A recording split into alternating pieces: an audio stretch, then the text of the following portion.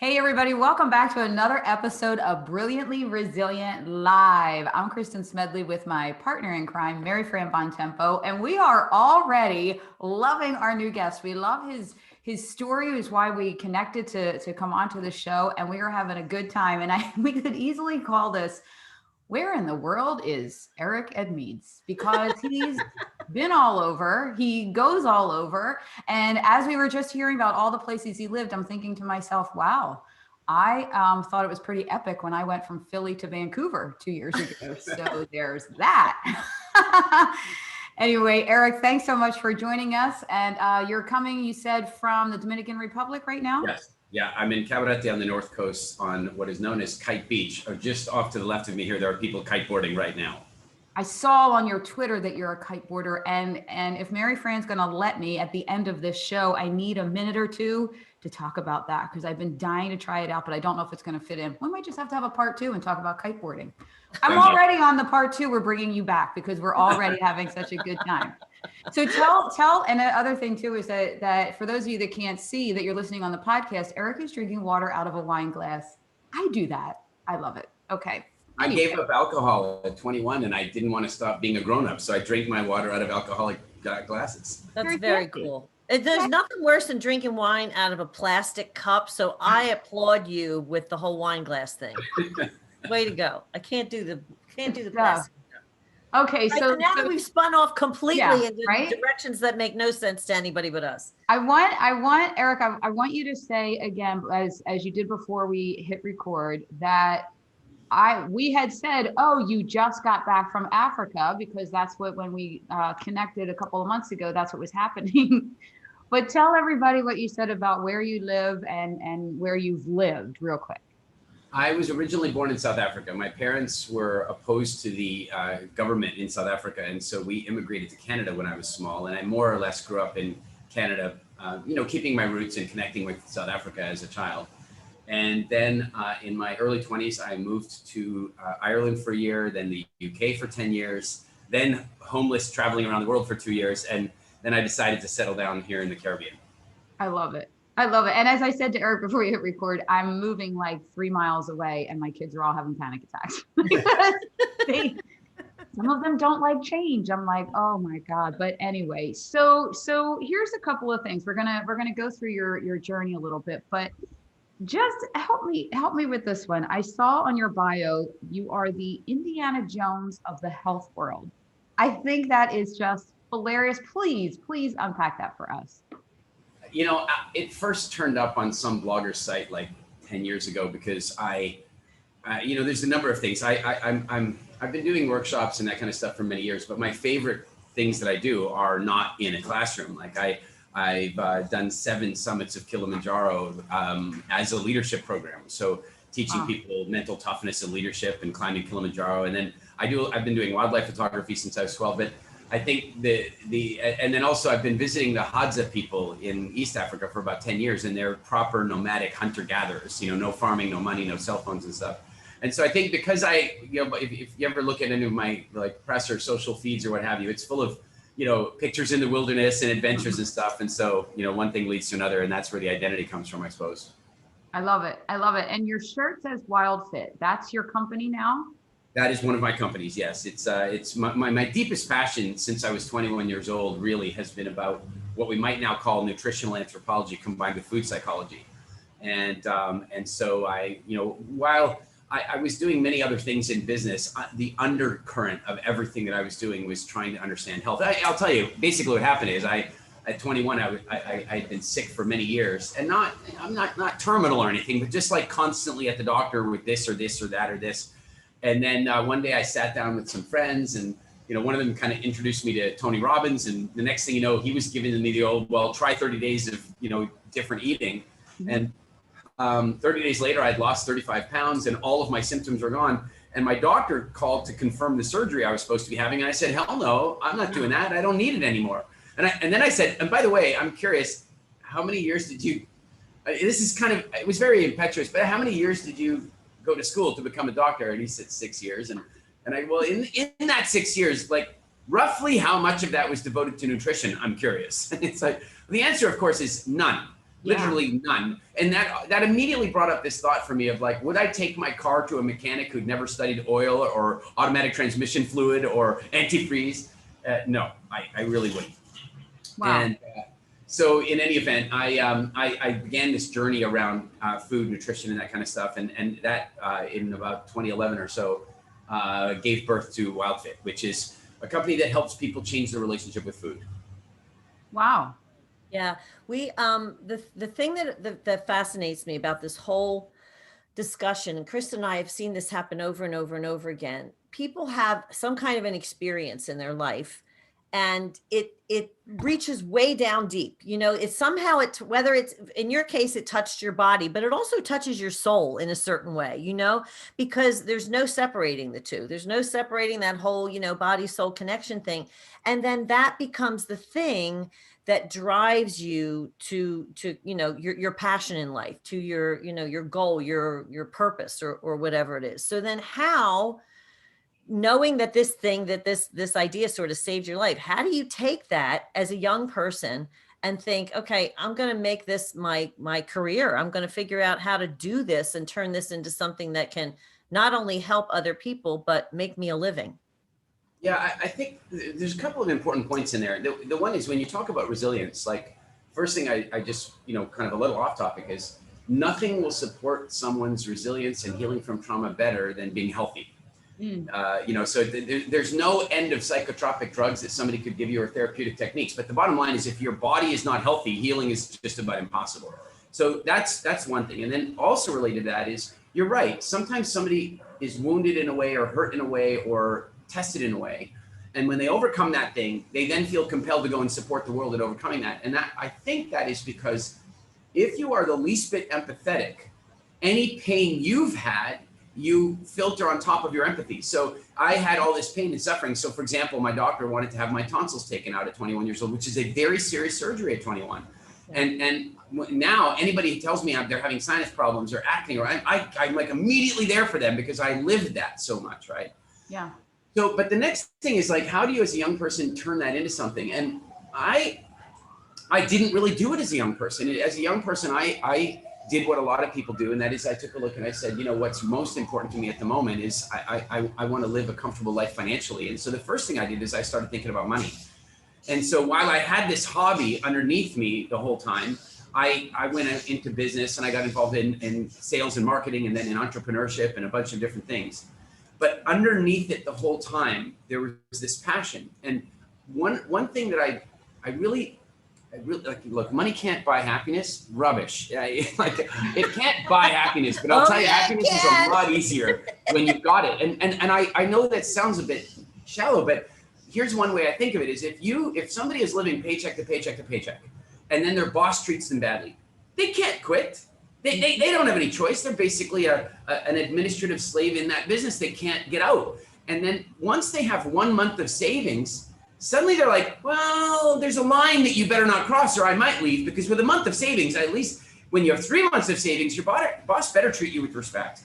Yeah. When you have 12 months of savings, you better like your job.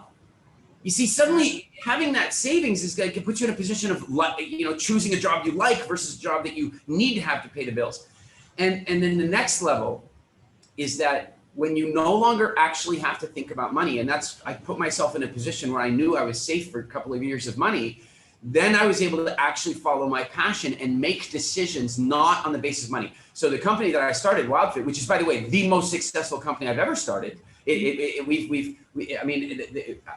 we've had, I think now 35 or 40,000 clients in 130 countries. We have 400 coaches. We've touched the lives of 500,000 people, all on a hobby. But here's the deal is when I started it, I didn't start it to make money. I started it to change lives. And I think that is a very big distinction and difference. Yeah. Yeah. So do you have to, so this actually breeds the question, if you are struggling with having this, you know, real passion that you want to get out there into the world, but you also have that very real concern of how do I make a living here? Where do you put the weight and what do you focus on first? Because I think you're right. People have these things inside of them that they just have to get out, but very often it's really ends up as nothing more than a hobby. I think that in case of a cabin depressurization, oxygen mask will drop from the ceiling. And please affix your own mask before you attempt to help the people around you. Like, I don't know what else to say other than that. And I think what happens is I have people all the time come to me and go, Eric, you got to help me. I've got this incredible idea. We can solve this huge world problem and I don't care about the money. Well, then I'm like, well, it's never going to happen if you don't care about the money, because money is what's going to make it possible for you. Yeah. So in my measure of this, I feel as though you want to have a balance. I'm not saying somebody should become this like pure capitalist and all they should think about is like, how do they make money? I just think that when somebody takes care of their finances and doesn't need to buy that sports car on a loan, doesn't need to use that credit card, like just does a few adjustments, they can buy themselves even 3 months of financial freedom. And 3 months of financial freedom is enough for you to now follow your passion and possibly turn it into a business, particularly today with the power of leverage on the internet. Like you can take my WildFit, incidentally, having reached 130 countries around the world, was started in my living room in a tiny little house, 150 miles that way in Turks and Caicos, with no clients around me. Like I wasn't sitting in New York where I have all these people around me that want to, but luckily today with the internet, I was able to jump online, start doing live coaching, and boom, my passion turned into a mission, and my mission turned into a business. Oh, That's an important thing to note. I think that the money piece of it is very much a part of your passion. You can't ignore that. Yeah. well, yeah. I mean, and I'm a perfect case study in that, because there I was all these years, started a nonprofit to help my kids, like my two blind sons, and families to be thriving with blindness. My kids beat all the statistics, and because I wasn't looking at it as a, funding a living, then I get divorced. I'm by myself. My kids now, they're not going to be able to go to college. I got them to a point to beat all the statistics. They're not going to go to college because I can't afford it. What? Right? So I'll tell you what though, Eric, to your point, when I shifted and started doing it for profit, not like, mansions and everything on beaches, but for profit to take care of my family, my impact has grown in insane ways because I went about it differently. I went about it more like an entrepreneur building a business to feed her family, and the impact came along with it. Yeah, So no question. total truth. Yeah. Yeah. So I want to get into this other piece that you talk about, and it's that because Kristen and I talk about sort of celebrating your setbacks, which sounds completely and utterly ridiculous. And the whole point of that is you can't ignore it. You have to honor it and all that other stuff. But there hopefully will come a point at which you'll go, okay, I learned something from that or whatever. But man, can it seem like forever from when that happens, when you get that sucker punch to that other side thing. And I think there are probably phases of the other side. Like you don't always get to the complete end of it. Sometimes you have to live with these things, forever. But at what point how long does that have to go? To answer that, let's unpack it a little bit. So the way I view life is that however much anger, resentment, regret you have about the events of your past and your behavior in the past and so forth will automatically have a direct relationship with the amount of anxiety you face your future with. Because there will be an assumption that if the road was bumpy before, it's just going to continue to be bumpy. So if you see events if you see all these bad events in your past and you're expecting on an equal ratio bad events in the future. Mm-hmm. Conversely, the greater level of love, faith, appreciation, and gratitude that somebody has about their past, the less anxiety and the more faith they have in their future, because they're like, well, yeah, but it was bumpy, but I like bumpy. And so if there's bumpy coming, I'm going to enjoy it. And so all of a sudden these people wake up cleaner. They wake up with a higher degree of faith. So if that's true, what it says to me is that one of the greatest gifts we can give anybody is to help them heal their past so that they can begin to develop a stronger sense of faith in the future. And so that goes to your question, like, well, so how long should it take? And that's a really difficult question because it should take only as long as it should take and not longer. And God, I hate answers like that. Yeah, but I think I can get us to something more tangible than that. One of my earliest observations about this idea was when I first started really getting interested in the subject of meaning assessment. I think Tony Robbins says there's nothing in life that has meaning except the meaning you give it, and I think W. Mitchell says that as well. But my real mentor in the space of meanings, I say mentor, I of course never met him, but Viktor Frankl in his book, Man's Search for Meaning. And when I really started diving into that meaning stuff, right around that time, I read this article about these two women who had both been assaulted in Central Park in New York. And the article talked about what happened, the assault, and then what their lives were like after the assault. And the one woman had understandably been devastated by the event and, undertook all kinds of interventions and therapies and ended up on a variety of prescription behavior modifying drugs, antidepressants and what have you. And then, of course, that didn't really work. So then she turned to non-prescription type drugs and a few suicide attempts. And basically that one trauma ruined her life. Mm-hmm. Meanwhile, the other woman, she also found herself facing real anxiety about the future. And she learned something that freaked her out. And she learned that once a woman's been sexually assaulted once, the odds of her being assaulted again are higher. And this is because of a horrible truth. And that is that the type of people who commit those crimes against women are fundamentally wimps. They are weak. They are weak, and they're I don't even know how to describe but they only want to prey on the afraid. And so once a woman's been assaulted once, it's naturally understandable. She's walking down the street afraid. And so now that makes them a stronger prey for these criminals, for these animals. So she learned that, and that freaked her out. But then she made a different meaning. And the meaning was, the first woman's meaning was something like life is terrible, people do bad things, right? But the second woman, she made a new meaning. The meaning was, I will never let this happen to me again.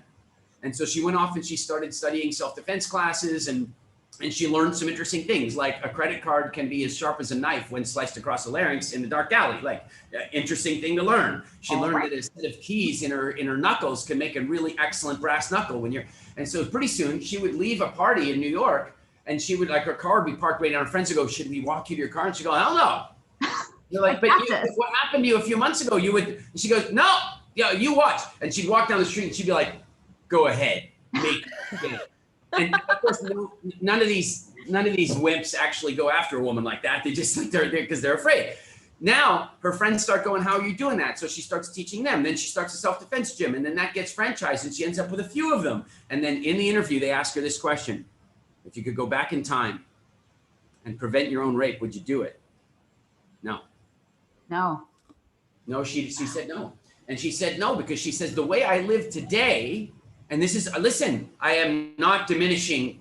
I don't listen. Right. I'm just talking about one woman's experience versus the other. I'm not saying anybody's right or wrong. I'm just saying in her life, she was right for her. And in her life, she took a look and she said, I walk around with a level of confidence. I walk around with a level of personal liberty and freedom that I never had before. And I only have that because of what happened. And I've helped hundreds and hundreds of other women have the same feeling. And so if I go back and undo what happened to me, I lose all that. And so that is about meaning assessment. So the question is, when do you assess that meaning? Do you wait 5 years? Do you live with 5 years of lack of faith in your future? Or do you find a way to assess that meaning more quickly? And that's the tough part. The difficult part is how quickly can you, we call this, as you guys mentioned in the pre-talk here, I have a system for this called the hindsight window. And the hindsight window is defined as the period of time between the bad event and the day that you one day look back at it minimally with appreciation and maximally with gratitude. And the longer that window is, the less happy somebody will be in their life, because discontent in their past equals anxiety for their future. The shorter that window is, the greater faith they have that life is happening for them all the time, especially when it doesn't feel that way.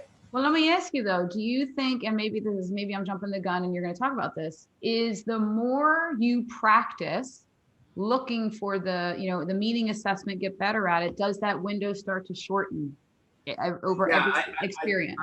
I believe so. In our workshops and in my writing, I refer to something called Frankl moments, of course, named after Viktor Frankl. And they're stimulated by his quote, which is roughly, there is a moment between stimulus and response. And it's in that moment that you establish your freedom as a human being by assessing a conscious meaning effectively. And so we call those Frankl moments. And so as you have something, let's say adverse happen to you, what is going to happen is look, we are animals, like humans are animals, but we have consciousness. But we don't spend most of our time conscious. We spend most of our time just automatically behaving, right? We eat automatically, we argue automatically. And the more we let the animal part of us take over, the more trouble we're in, because we live in a modern world. If you were living in nature, that might serve you, but here it doesn't. So for example, your children do something and you feel anger and so on. So what happens is your body starts producing a bunch of adrenaline, noradrenaline and stuff that you would have needed with anger in the past, because anger would have often involved, say, physical confrontation. But you see, since you're not planning on having a physical confrontation with your children, those chemicals are not useful for you in your body. And anything you say to your children with those chemicals in your body is likely going to be something you're going to have to apologize for later. That was me yesterday. There you go, right? And it's a big thing, because you see, in that moment, and by the way, you yesterday, tell me this, was there not a tiny little voice somewhere deep in the back that was going, why are you saying that? It was going, stop it. And you know what? And to your point of being in good health, it was over our move. I have not slept. I have been stressed out. I mean, it was the perfect storm. I haven't had a workout, and then the 17-year-old gets in the car and goes, I said, we're going to see the new house. And I went berserko.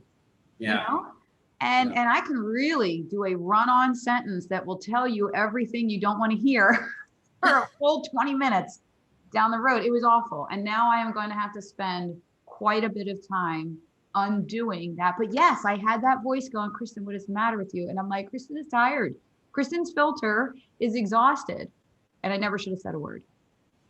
Yeah. And so the difference is which mind were you in? Were you in animal mind or conscious human mind? And your chemicals took over. And so if we examine that, like, here's a crazy example. I was in what became the Atlantis Hotel in Paradise Island in the Bahamas. Oh, yeah. And it was before Saul Kersner bought the place. And so it was still a casino back then, before they built the towers and stuff. And I'm in there with some friends, and I order some drinks at the bar, put the money on the bar. And as I put the money on the bar, 4 men walk in with automatic assault rifles and start shooting. And so glass is exploding all over the place, and people are screaming and all that kind of stuff. But for some reason, I interceded. I stopped the chemicals from taking over. I immediately thought to myself, what does this really mean? And I thought, well, it really means they're here to rob the place, or because of mass shootings, they're here to kill a bunch of people. What does that mean? What it means is I don't want to be near people. I just instantly thought, I don't want to be near any people. In the meantime, everybody else has gone into total shock herd animal mentality, and they're just screaming like Fozzie or like Gonzo from the Muppet Show, and they're running down the hall together, which is perfect for a mass shooting, right? In my case, I slowed time down. I created the Frankel moment, and I said, I don't want to be near people. And I saw there was a door behind the bar. Jumped around the bar, opened the door, grabbed my fiancée by the hand, pulled her through the door. She thought I was insane, because we're going into a part of the hotel you're not allowed to go into, staff only. And I jumped in there. Guess what? It was the kitchen. And you know what? As soon as I walked in the kitchen, I was like, well, these guys are not here to make sandwiches. So in that moment, I was able to find the Frankel moment. I was able to find it and not panic. Now, as it turns out, nobody was killed that day. One guy had a heart attack and a bunch of people were injured by glass and so on. But, they weren't there. They were just there to rob. But the point being is, in the toughest scenario, like with terrifying fear where adrenaline should take over, for some reason, I was able to pop over and prevent the adrenaline rush. And so that's what we want to do, is when something triggers us like that, we want to try and be as conscious as we can in the moment that it's happening. And so, for example, in speaking to your children, I swear, it's like they want to piss us off. They want to trigger us. And it's there to test us. They're our ultimate teachers. But I can tell you, one of my proudest things, and look, there are a lot of things I could have been a better parent about. I have a 23-year-old and a 4-year-old. And I'm working on it all the time. But the one thing I'm very proud of is that in the 23 years that my son has been my son, I've never said words to him in anger, ever. Now, he grew up, he didn't live with me full time. So I want to disclaim that I'm not some all right. But that doesn't mean he didn't try to provoke and trigger all the time. Especially he did, because I wasn't there full time, and I should be guilty about that and all that stuff, right? And so what happened is that we would have a debate or an argument, and if ever it started to move to anger in me, I would just look at him and go, do you know, I feel like I might get angry about this. Can we take a break? And he'd be like, yep. Because he'd never seen the anger. So he's like, I don't know if I want to. This could get bad for me. Wow. Wow. That's that. You know what? I'm sitting here as you're talking about finding the meaning. I guess I was just so tired that I just went right past it, because I know what the meaning was while I was getting upset. I was doubting myself with the house purchase because I did it all by myself for the first time in my whole entire life, right? So I already had all the doubts. So when he's confirming this might not be a good idea, I was like, what? Freaking out. And that was the meaning. I should have just said, you know what? This is triggering everything. Let me just shut up for a minute. I'll give you another meaning that might help create the Frankel moment for you the next time something like happens. You go like this. If you are having an immediate and intense emotional response to something, there's something for you to learn. That's just the way it is. If you have an immediate and intense emotional response to something, there's something for you to learn. Emotions, the whole purpose of emotions, in my opinion, there's two big purposes of emotions. One is for them to reward and teach. So in other words, some are comfortable and reward us, and then others are uncomfortable and they teach us. The other reason for emotions is that emotions are the glue that cause memories to actually stick in you. In other words, if something intense has happened that you might benefit from retaining, you want to learn from this, then you're having an intense emotional experience and that'll lock the memory in. So you don't have to repeat the mistake later. So in the meantime, your child says this thought-provoking thing, right? Or anger-provoking thing. And in that moment, you start to feel it well up. You go, okay, if I'm feeling this, there's something to learn. What is there to learn? What is there to learn? What is there to learn? And if it's like an off-ramp. I'm saying there's like, you're on the freeway and you're about to take the freeway of anger and the freeway of, of saying stuff you regret and having to apologize. And there's this off-ramp of what could I be learning from this? And so the minute you take that off-ramp, here's what I'm seeing. Consciousness.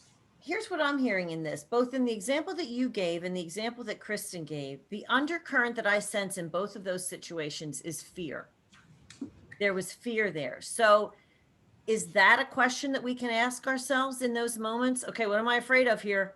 I'm afraid of something. What is it? And then yes, except for one problem. And I'm with you. Here's the problem. When I ask, what am I afraid of here? Then I'm going to think of the thing I'm afraid of. Okay.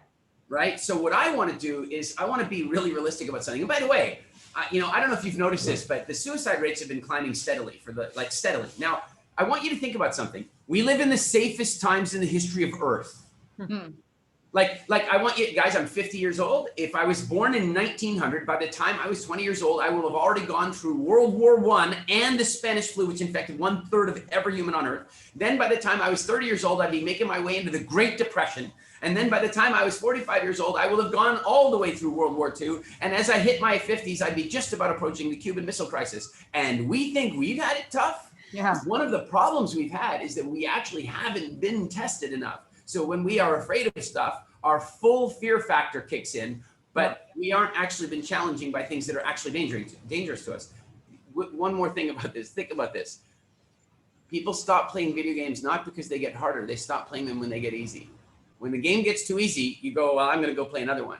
And I honestly believe that part of the problem we have right now is that life has become so easy and so unchallenging, and we are used to having major challenges. So today, you get a bill in the mail or a summons. Oh, not a summons. Like you get a summons in the mail. And the minute you get the summons, what happens? The old Paleolithic fear system runs. You start producing your adrenaline. You gotta produce cortisol. You know what cortisol does? It helps coagulate your blood. So if you get cut or something, you won't bleed out. Well, hang on a second now. It's slowing up your blood. It's tensing up your heart. It's tensing up your muscles. And you haven't even opened the envelope yet. And how is this going to help you to process what's inside the envelope? The only way it's going to help you is if you get a really serious paper cut from the envelope. Otherwise, it's not helping at all. Okay, this is hugely informative and also like just slightly confusing and terrifying, because there are those parts. There are those sort of instinctive parts that we have no control over. So how do we get our minds around all of the stuff that can send us into hyper overdrive for pretty much no reason at all? How do we get our minds in control over that? And then, but not have to experience major things to recognize. I mean, I think Kristen and I are a little bit better at that than maybe some people, because we both did experience major things. So now it's kind of like, yeah, all right, whatever, we'll figure this out. Like both of us are kind of in that mindset, but not everybody is. So how do you find that place where your hair's not immediately on fire, but you honor the instinct that's kicking in? All right. So there's when we do work with people on the hindsight window, there are three perspectives. There are things that happen in your past. There are things that are likely to happen in the future that you already know trigger you, and then there's you dealing with the present. So let's go through the three of those. My favorite example for dealing with the future is I used to just be like a professional road rage specialist. Like I lived in the United Kingdom and I got heavily into road rage. And all the time, people would cut me off and I'd get angry and I'd want to catch up to them and give them the middle finger or the two fingers or the arm gesture or yell something at them. Doing this. I do a little friends action on it. Like, you get them, right? And what happened is that I began to realize that every time that was happening, it was causing a huge adrenaline flow in me, and it was aging me, and it was stressful, and then I was going into a meeting with all these negative chemicals in my body. Tell me they don't smell that. Tell me they don't feel it, right? Right. And so I was on my way to a meeting, and this happened to me, and I got to the meeting on time, but I actually called them and said, actually, I've been delayed in traffic because I'd had this horrible road rage thing, and I didn't want to walk into the meeting with that energy. So I sat and meditated for 15 minutes before I went to the meeting, and I thought, I got to do something about this road rage. And I thought, but you just said something very telling, and it is the belief that we have, and as these things are not in our control. What are we supposed to do? They're not in our control. Well, hold on now. Maybe we can wrest control. Maybe we can get control if we find the Frankel moment. Sometimes we have to create the Frankel moment. In the United Kingdom, the second national sport after road rage is football or soccer to you. And so in soccer, the way the refereeing works is that they use red and yellow cards. So a yellow card is a warning and a red card is you're out of the game. And so I thought, all right, I want to create a different version of this. So I bought myself a set of football cards and I put them under the visor of my car. So now I would go driving, and the first week, I remember I'm driving along waiting for somebody to cut me off, waiting for it. And somebody does something, they cut me off, and immediately I'm thinking, red or yellow, and I thought, let the game go on. I was like, it's not that big a deal. And I was like, oh my God, a week ago, I would have been, like, now I'm red or yellow, and the guy, and it's all done, right? And I'm like, holy, I have freedom. And then about 2 weeks later, I'm driving along, and I'm on a 4-lane road, and I'm driving along, and the guy from the outside lane does a U-turn around me into traffic.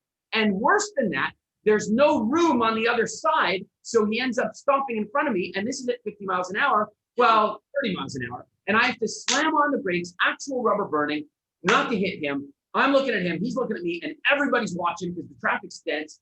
And I'm like, and I start to feel that rage just for one split second. And then I'm like, this is a red card offense. And I grabbed the red card, and I had a convertible, and I stood up and I stopped. And he lost his shit. He was laughing so hard, tears. And then I'm laughing, and then the passengers in his car is laughing, and then all these cars here that are watching, they're laughing their ass off. They all think that they're on some candid camera show because it looks set up. Oh my God. Then did something I'd never seen before. It was like a first time event. I wish the cameras had caught. He apologized. I don't care how many hand gestures, finger gestures, cuss words. I've never gotten an apology. Now he apologized. And my day was improved, his day was improved, and everybody's days was improved because I created a Frankel moment by having consciousness that I had a trigger. Yeah. By the way, if you have a trigger, and I'm sorry, this is like, some people get triggered when I say this, but like if you have a trigger or buttons to press, who do you think built the trigger or the buttons? You. They're your trigger, they're your buttons. You put them there so people could push them, so you could learn about who you are as a human being. And so I found I had this trigger, and I'm like, all right, now it's up to me to dismantle the trigger. And so that is so great, because when I talk to groups of women, I always say to them, stop looking for reasons to be offended. Yes, the easier you are to offend, the easier you are to control. Yes, that's exactly right. Oh my God. I've been taking notes, scribbling like crazy. This is definitely a note-taking moment. You know what's so funny, Eric? I'm a lifelong soccer player. and I'm seeing my high school soccer team this weekend for someone's 50th surprise party. And we have been in these group texts and stuff for a long time, and we talk on Zoom and all. And some of us are in the middle of figuring out some triggers in our lives. And why is this happening? I can't wait to tell them this crazy story of the red and yellow card. I may actually bring it to my single girls group too, and say, because we all will talk about the dating triggers and all the stuff in relationships. We'll be like, we'll be at the clubs handing out red and yellow cards. I think what they should do in the UK, and I kind of tried to get it going there, but I was running my business and other stuff. But I really think that the UK should create because they have a serious road rage problem. They should create a thing called driving as a team sport, and they should issue red and yellow cards to everybody and turn it into a road game. Because at the end of the day, we all just want to get there alive, right? You know, it's like we're all. That's hilarious. It is. My husband's a soccer coach, so I'm going to go get a couple of cards from him and do that. I definitely need to do that because I've taken Philly. Everybody's got road rage. Everybody, yeah, exactly. I've taken to praying the rosary while I'm driving just to disconnect my road rage, because I'm like, I got to get out of my own head, because I'm always ready to kill somebody. By the time I get out of the car, I just want to put my hands around somebody's throat. That's a terrible way to be, but this is so enlightening that you built the triggers. I love that. You built them. You put them there. Yeah. If you know something triggers you, you have kind of two choices. The one is you can avoid it at all costs and weaken yourself in the process and take away your freedom and liberty. Yep. You can ask people to be conscious of your trigger and please don't say those things. And, you know, I'm offended at that language or whatever. And you can do that, but then you're just, you're not getting any stronger. The other way is you can look at the trigger and try to figure out what's going on. Like, why do you have that trigger, and what can you do to create consciousness to stop the automatic behavior, the automatic rage, the automatic fear, the automatic whatever's going on? So that's a great example of how you can inoculate yourself, how you can protect yourself. You identify a trigger or a button that you have, and then you figure out a way to gamify it or do something that what they call in psychology like a behavioral interrupt, which is what I did. I put a game in that interrupted the thought process. But then the next one to think about is, what do you do in the present, like in the moment? Yeah. You know, that's the toughest of them all. And we'll get to the past in a minute, but the present is the toughest one. But again, go back to what happened to me at the casino. I forced myself immediately to ask, what does this really mean? In fact, I have a talk on YouTube called The Hindsight Window. I actually gold-casted it as well. And in there, I tell a story about my wife and I coming home from a huge 6 months on the road, and everything we owned got stolen out of the car. Everything. We had a driver that we'd been using for years. We trusted him. We went to do some grocery shopping because we hadn't been home for 6 months on the way home from the airport. We went into the store, came out, everything was gone. Passports, money, original videography and photography from the trip that had not been backed up. And we're talking the most unique stuff, wild chimpanzees and mahale and, time with the Bushmen and all of it, and probably 50 grand worth of stuff and computers and all this original, gone. Now, the thing is, when you open the car door and you see that stuff's gone, what's going to happen in that moment is you're going to get triggered, right? But the thing is, you're going to get triggered for, let's call it days gone by. Like, the reality is that if those guys were there robbing me in the moment, rage might have been useful. The extra strength might have been useful, but as they're not there anymore, that's no longer a useful emotion. And I felt it coming up and the rage and the hot tears in my eyes, and I'm so angry. And then I asked myself this question: is this the best emotion to handle this situation right now? Absolutely not. I now need to talk to police, and police do not like that. Like, nobody wants that, right? No, it's not. And by the way, I also need to be a good husband. And my wife is also losing her stuff over here. And she's crying and she's hysterical. And how can I be a good husband if I'm losing my crap? It's like not good. Yeah. So I said, all right, what emotion would be a lot better right now in this moment? And I remember this. I'm standing at the back of the car thinking this as I'm noticing this stuff is gone. And I think, well, calm would be good. Yeah, but that's just not an available app in the down. Yeah, that's not available for download right now. Like, I can't. And I said, well, how would I get to calm? And I said, well, here's what I know, is there will come a time in the future when we look back on this event and we laugh about it. There's going to be some time and if we don't laugh about it, where we just look back at it with interest, like, there's going to come a time when this isn't so painful and maybe even there was some benefit in it. And I thought, okay, all right, if that's true, what benefit could there be in this? And I said, well, I'll tell you for one thing, like my wife and I were very like workaholic-like. And so we've just been on the road for 6 months, and we would just come home and start cleaning up and doing work and working hard and working hard. And now with no computers, we're going to be forced to take 2 weeks off because it'll take at least 2 weeks to get new computers here.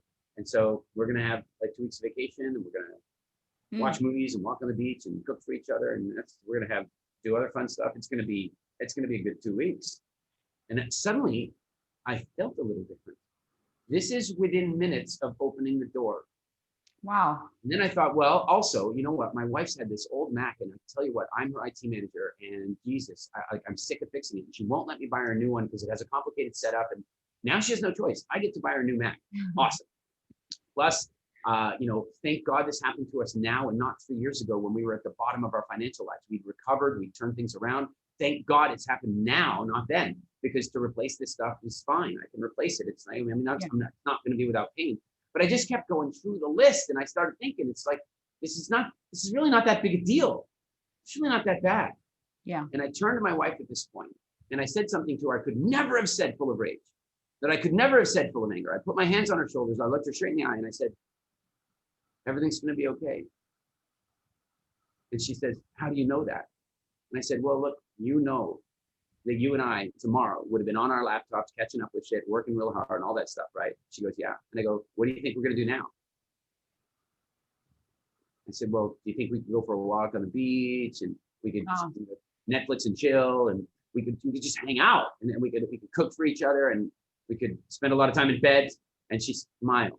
This is within minutes of the door opening and the stuff being gone. I just got a smile out of her. It was a smile through tears. Don't get me wrong. I'm not saying she was happy, but a smile? How is that even possible within 5 minutes of this happening, right? And it's because I asked the right questions. Incidentally, just to carry on with this, 2 more important points to find it, that the police were so impressed by my calm that they had me edit the CCTV footage. Can you imagine? Because at the time I owned a movie studio, and so I was in the film industry, and we had special software and all this stuff. So they let me edit the evidence to try to find the guys that did this. Can you imagine police doing that if you were not anything but totally calm, right? Right. And one more thing is that I had many years before had an apartment stolen, and so I knew some things about that. One thing I knew is that you never know everything that was stolen, and 3 weeks later you go to reach for something, and then you realize it's gone, and then the trauma comes back, right? Yeah. And so I was like, well, I already know that. So I again turned to my wife and I go, listen to me. Over the next couple of weeks, you're going to reach for something. You're going to think about something, and it's going to be gone. And then this whole day might come flooding back for you. But here's what I want you to know.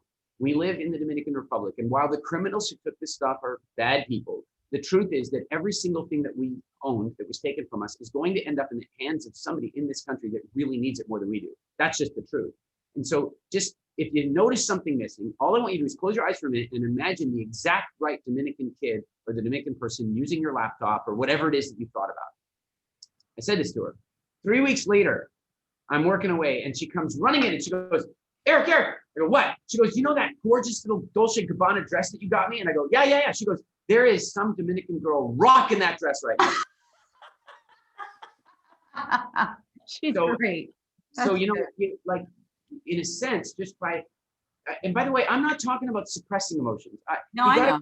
You gotta grieve and stuff, but in that moment, that's not the time for it. In that moment, we needed consciousness, and anger and rage is the furthest thing from consciousness. Yeah.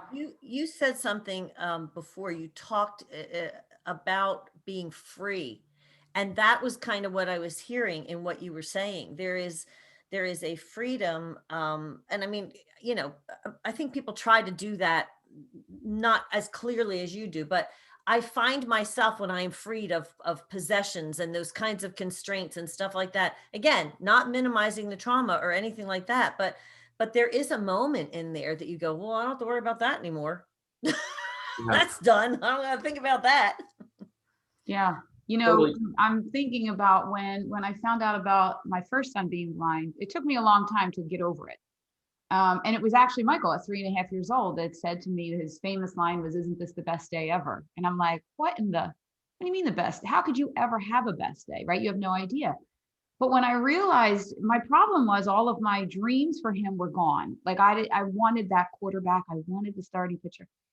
And then when they were gone, I actually thought nobody on this planet expects anything from you. That's one of the things I was so upset about. But I was like, oh, great. Then anything you do is going to be wonderful. So let's just start here. And he has continued to blow people's minds with the stuff that he's done. But he really, and I tell parents all the time, if you take your dreams off your kids, wait till you see how they can soar without that, and you putting that meaning of their lives on them that we have no business doing. But in the moment, I mean, it was my ugliest of ugly cries, I will say, when he came in and said that to me. But to your point of, putting in that meaning and then looking at it differently, it really was freeing. Yeah. Well, Eric, this has been a fascinating conversation, and I learned so much from it about, well, my road rage, for one. I'm going to get those red and yellow cards because I need them. So I just want to thank you for that, and tell everybody where we can find more about you and this fascinating perspective, because it really is. Well, sure. If you Google hindsight window or you go to YouTube, there's a great video there. It's definitely worth checking out for that. But in terms of reaching me, if people are interested in food psychology and having a new way of thinking, like I want to be, the best way to put this is that you have all these people walking around the world right now who feel like they failed at all these diets they tried. And what I want everybody to know is nobody has ever failed a diet. Diets have consistently failed you. And the reason is that we cannot go on a diet. We must change our diet. We have to change our lifestyle. And so if anybody's curious in how that works and how to get rid of cravings and really have a great conscious relationship with food, then the best place to go is getwildfit.com. And we have a 14-day psychological, like a 14-day reset program that you can do there to really see how it works. And then in terms of reaching me, I manage my own Instagram page. So if you come and find me on Instagram, I do my best to answer questions that people send me. And that's probably the best way to reach me personally. Cool. I got to tell you, I mean, we only touched on your work with food and nutrition and all of that. But I can, just in that last sentence that you said, that you don't go on a diet, you change your diet. It all connects with everything else that you said. It's a different way about looking at things. It's a different way of incorporating all of this stuff that comes with being human into your life in a more conscious way, so that you can make better decisions, both for your physical body and for your emotional health and all of that. So what a great conversation. Thanks so much for joining us. Hey, thanks for having me. That was fantastic. And I'm actually thinking I'm going to get the red and yellow cards for when me and Mary Fran are on just the two of us. And I'll be getting a lot of red mornings. I have a feeling it's always going to be red. I'm not getting any yellows. She's sidelining me permanently. In our text conversations too. I can just, I'm going to see if maybe they'll make a little emoji for me where the ref is holding up the card. We need to get the red and yellow emojis. Anyway, I digress. But thanks so much for joining us, Eric. Thank you everyone for tuning into another episode of Brilliantly Resilient Live. Make sure you go to the brand spanking new website that looks amazing and, dare I say, brilliant, because we found the most incredible web guy that actually listened to all of our banter to get on there all the information in a way that we know that will be so helpful to you all. So go check it out. Check out the podcast, leave ratings and reviews. Let us know what you think. And we'll see you in the Facebook community. See you next time. Bye.